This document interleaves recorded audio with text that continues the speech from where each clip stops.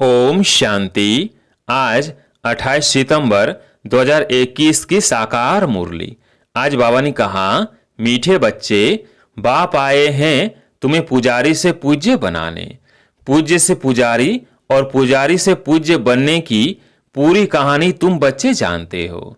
प्रश्न, कौन सी बात दुनिया वालों के लिए असंभव लगती और तुम सहज उसे अपने जीवन में धारण करते हो? उत्तर, दुनिया वाले समझते हैं कि गृहस्थ व्यवहार में रहते पवित्र रहना यह तो बिल्कुल असंभव है, और तुम सहज धारण कर लेते क्योंकि जानते हो इससे स्वर्ग की बादशाही मिलती है। तो यह बहुत सस्ता सौदा हुआ ना। गीत है, यह कौन आज आया सवेरे सवेरे। ओम शांति। अंधियारा और सवेरा दुनिया के लिए बिल्कुल अलग है, वह तो कॉमन है।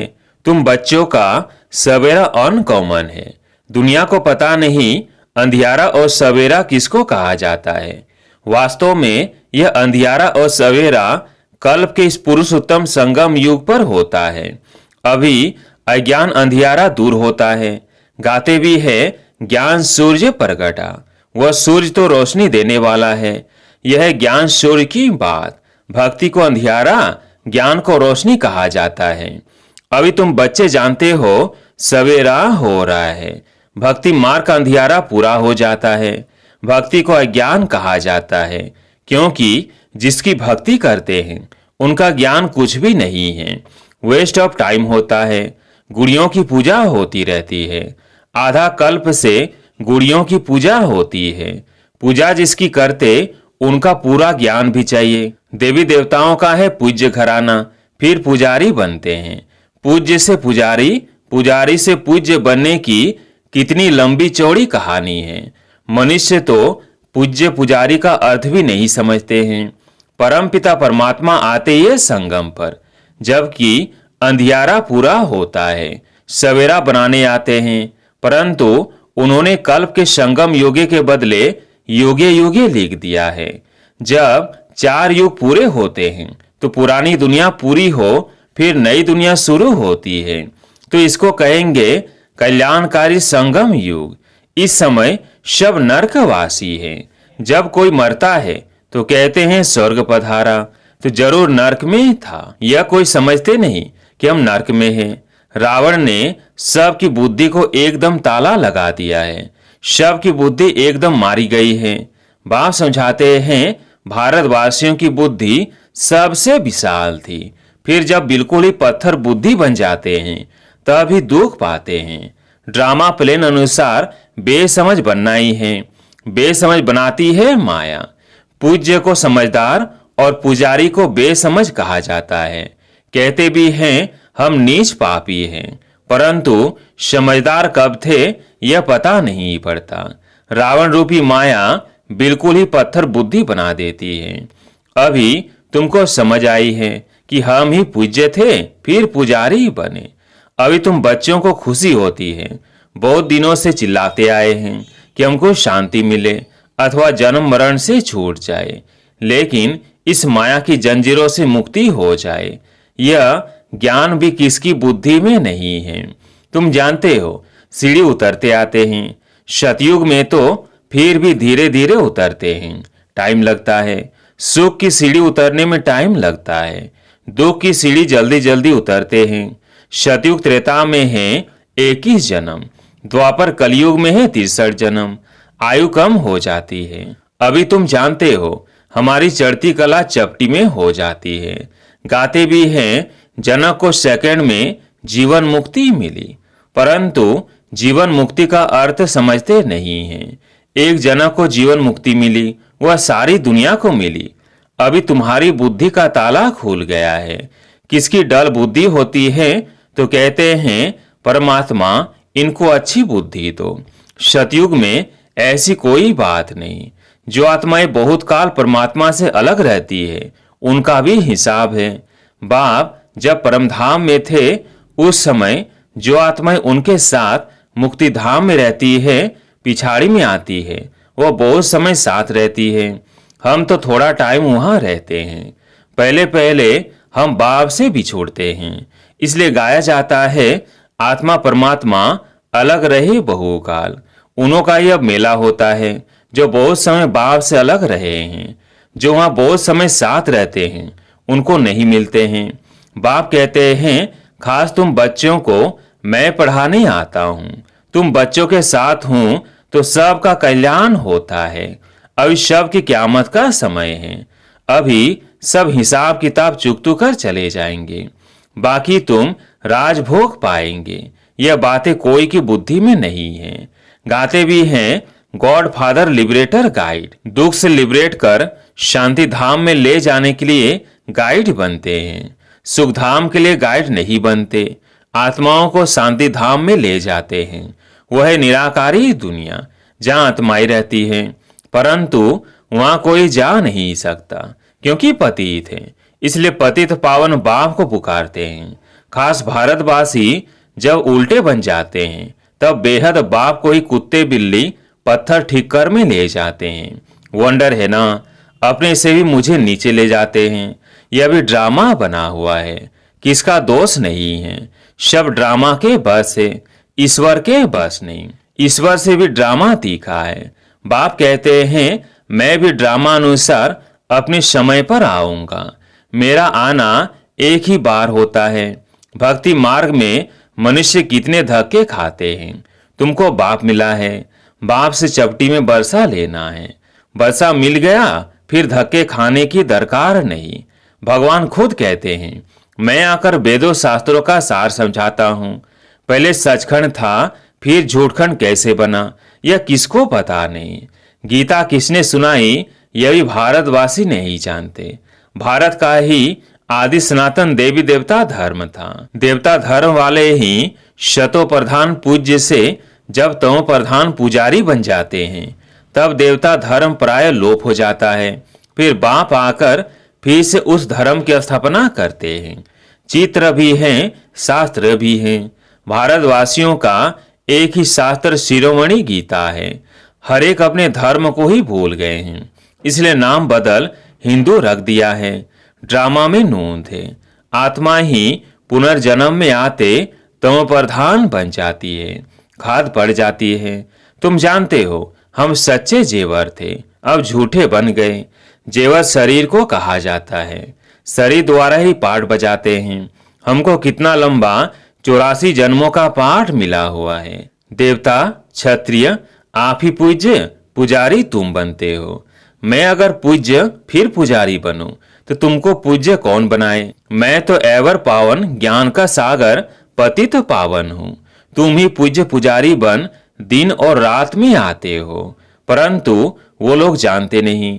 बाप समझाते हैं, दुनिया झूठी बनती जाती है तो इतनी झूठी कहानियां बैठ बनाई हैं। व्यास ने भी कमाल की है। अब व्यास भगवान तो नहीं है। भगवान ने तो आकर ब्रह्मा द्वारा वेदों शास्त्रों का सार समझाया है। उन्होंने शास्त्र दे दिए हैं ब्रह्मा को। अब भगवान कहाँ? ऐसे तो नहीं, विष्णु की नाभि से ब्रह्मा निकला तो विष्णु ने बैठ शास्त्रों का सार बताया नहीं, ब्रह्मा द्वारा समझाया है। त्रिमूर्ति के ऊपर है शिव बाबा, वो बैठ सार बताते हैं ब्रह्मा द्वारा। जिनके द्वारा समझाते हैं वही फिर पालना करेंगे। तुम हो ब्रह्म कुमार कुमारियां, ब्राह्मण वर्ण है ऊंचते ऊंच। तुम अभी हो ईश्वरीय संतान, ईश्वर के रचे हुए यज्ञ की तुम संभाल करते हो। इस ज्ञान यज्ञ में सारी पुरानी दुनिया स्वाहा हो जानी है। इनका नाम रखा है राजस्व असमेध अविनाशी रुद्र ज्ञान यज्ञ। राजाएं प्राप्त कराने के लिए बाप ने यज्ञ रचा है। वह यज्ञ रचते हैं तो मिट्टी का शिव और शालिग्राम बनाते हैं, उत्पत्ति कर पालना कर फिर खलास कर देते हैं। देवताओं की मूर्तियां भी ऐसे ही करते हैं। जैसे छोटे बच्चे गुड़ियों का खेल करते हैं, ऐसे यह भी करते हैं। अब बाप के लिए तो कहते हैं स्थापना, पालना, फिर विनाश करते हैं। पहले स्थापना। अभी तुम मृत्यु लोक में अमर लोक के लिए पढ़ रहे हो। यह तुम्हारा मृत्यु लोक का अंतिम जन्म है। बाप आते हैं अमर लोक स्थापन करने। एक पार्वती को कथा सुनाने से क्या होगा? अमरनाथ शंकर को कहते हैं, उनको पार्वती देते हैं। अब शंकर पार्वती स्थूल में आके सकते, जबकि उन्हों को सूक्ष्म वतन में दिखाया है। अभी तुमको समझाया है जगत अम्बा जगत पिता लक्ष्मी नारायण बनते हैं।